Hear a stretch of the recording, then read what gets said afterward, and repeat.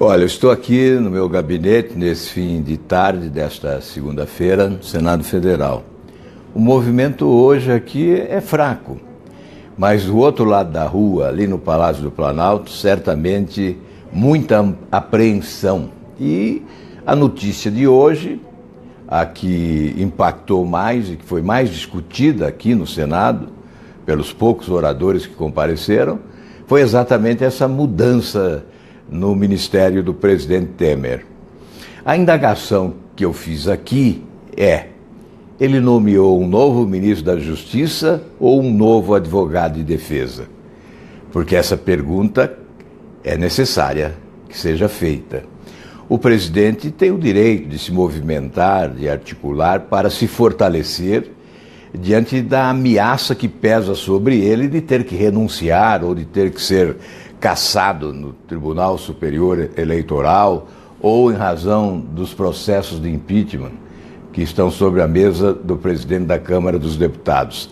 É legítimo que ele se movimente e tente se fortalecer. Agora, o que não podemos admitir é que as altas funções da República sejam exercidas como instrumento de autodefesa, de autoproteção, e não no interesse nacional. Eu digo isso porque o ministro da Justiça ainda não tomou posse, mas já fala da possibilidade de mudar o comando da Polícia Federal. Até aqui, a Operação Lava Jato, com a participação importante da Polícia Federal, tem cumprido o seu dever e tem resistido heroicamente, não é, contra aqueles que querem comprometê-la. Aqueles que querem acabar com a Operação Lava Jato estão sendo derrotados pela eficiente ação desenvolvida pelos investigadores. Portanto, essa ameaça de mudança no comando da Polícia Federal passa a ideia de que o que se deseja é esvaziar a Operação Lava Jato. O governo já reduziu o orçamento, portanto, menos dinheiro para a Polícia Federal. Já reduziu o contingente de pessoal à disposição da Operação Lava Jato. Lá em Curitiba, antes 12 delegados, agora 4 delegados na Operação Lava Jato. A Operação Greenfield, que investiga os fundos de pensão, da mesma forma. Não há pessoal suficiente para o aprofundamento das investigações. Então fica esse receio de que o novo ministro tenha como tarefa dificultar o trabalho da Operação Lava Jato. É preciso ficar muito atento em relação a isso. Aliás, alguns advogados que se denominam, ou pelo menos gostam, né, de serem chamados de juristas, que possuem clientes corruptos, advogam para eles, né, afirmam que nós estamos diante de um Estado policial. Na verdade, nós estamos diante de um Estado corrupto, não policial. O que está havendo agora, em função da Polícia Federal, do Ministério Público e de parte do Poder Judiciário, é maior eficiência no combate à corrupção. Não se trata de um Estado policial. Trata-se de apresentar maior eficiência no combate à corrupção, graças à autonomia, à independência da Polícia Federal, do Ministério Público e de setores do Poder Judiciário. A legislação penal utilizada foi aprovada aqui no Congresso Nacional. E esses investigadores e julgadores se utilizam exatamente desta legislação penal. Portanto, não se atribua ao Estado brasileiro, nesse momento, a condição de Estado policial. Estado corrupto, sim, mas Estado policial, não. O que se vê hoje, repito, é maior eficiência na investigação, no combate à corrupção e certamente veremos também maior eficiência no julgamento através do Poder Judiciário. O que nos preocupa é sempre a lentidão dos procedimentos, com a possibilidade de prescrição de algumas ações, mas certamente nós teremos também maior eficiência no julgamento. Em relação ao ex-presidente da República, Luiz Inácio Lula da Silva, o que se prevê é que até o dia 25 de junho o juiz Sérgio Moro proferirá a sentença e depois esta ação irá para a segunda instância, onde imagino, e outros especialistas também já afirmaram isso, teremos mais de 6 meses para uma sentença definitiva em segunda instância, que é quando há possibilidade, se houver condenação, de prisão. A legislação atual leva para a prisão o condenado em segunda instância. Há aqueles que querem alterar isso. Recentemente, o ministro Gilmar Mendes, do Supremo Tribunal Federal, abordou a hipótese de alteração, empurrando para o STJ, Superior Tribunal de Justiça, como instância para condenação e prisão. Enfim, são questões que estão na ordem do dia.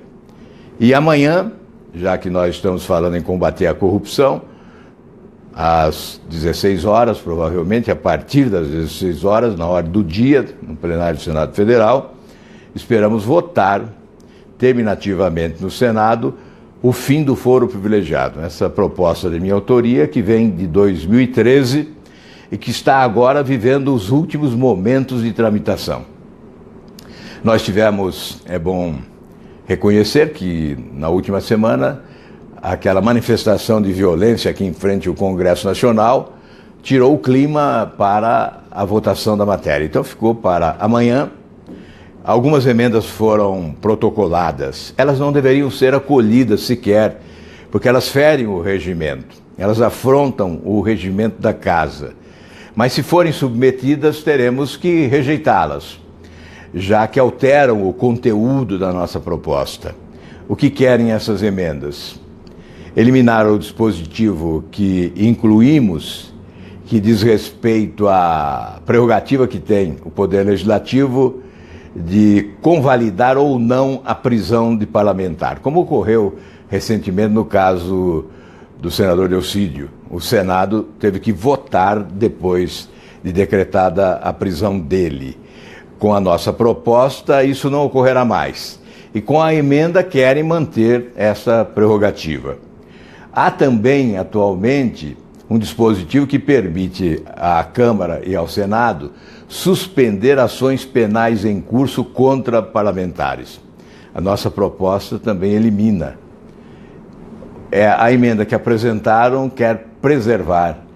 E a outra proposta nossa é que torna constitucional a prisão em segunda instância. O condenado, seja parlamentar, seja autoridade, seja o que for, em segunda instância, seria levado à prisão. A emenda que apresentaram é para eliminar esse dispositivo da nossa proposta.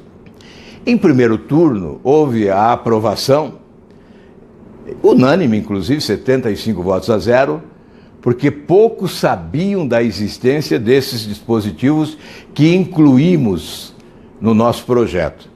Mas agora apresentaram essas emendas e nós teremos que rejeitá-las, porque é importante que o projeto seja aprovado com o texto original, porque ele produz efeitos de forma radical.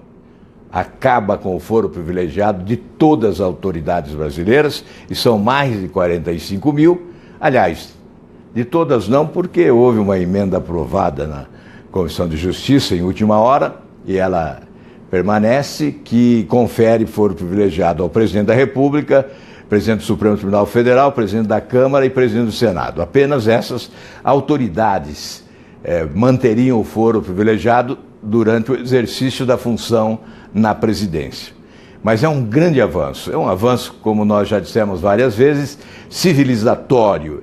Isso caminha na direção daquilo que o povo brasileiro quer, uma nova justiça nesse país. Que seja amanhã o último dia de votação desta matéria aqui no Senado, para depois trabalharmos na Câmara dos Deputados. E haverá aí necessidade de uma grande pressão, de uma forte pressão, para que a proposta seja colocada como prioridade na pauta e para que parlamentares não apresentem emendas com esse propósito de protelar, porque muitas vezes, além do desejo de alterar para comprometer os efeitos, há o desejo da protelação para evitar que ainda durante a Operação Lava Jato, as ações que estão à espera de julgamento no Supremo Tribunal Federal sejam remetidas à primeira instância e, portanto, ao juiz Sérgio Moro, que é